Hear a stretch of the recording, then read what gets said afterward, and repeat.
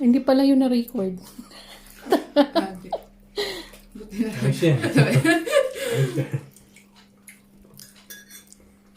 Anong lasa? Sarap.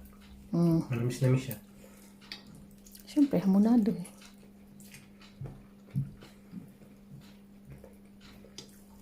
Sa amin, hamonado, buo siya.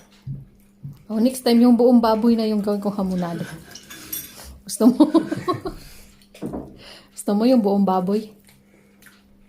Ayun pinanito ng nasa lata. Mm. Kasi yung juice Binubos mo lahat ginamit. yun? Oo. Lahat ng juice nun? Binabad ko yun eh. Marinate. Yes. Tapos, May recipe, panoorin mo. tayo? I-upload ko sa gano.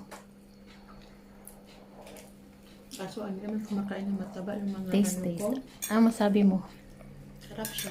So gusto ko talaga siya mas buo. Buo talaga. Yung buong baboy talaga next time, guys. Yan yung gagawin ko hamonado.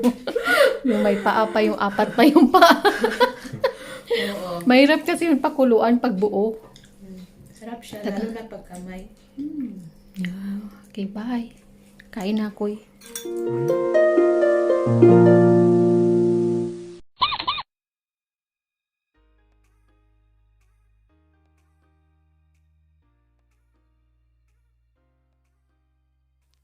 So, ilagay lahat ng ingredients sa isang bowl. Ayan. 1/2 teaspoon lang po yan ng brown sugar. Cubes po kasi yung gamit ko, kaya kailangan siyang durugin. Ayan. Ilagay nyo lang po lahat yan. Or depende po kung gaano katamis yung gusto nyo. Pero sa akin, isang ano lang po yan, isang tablespoon ng sugar.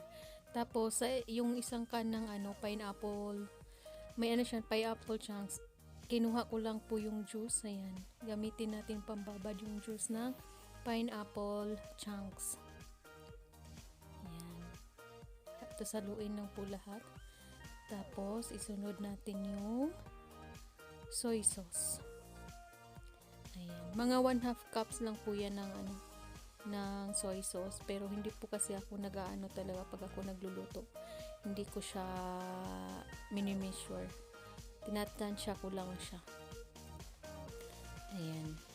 Mga kalahating cup lang po yan siya o mga 6 na kutsara. Tapos, lalagyan natin ng ground pepper. Ayan. Tapos, ihalo lang natin. Halo-haloin.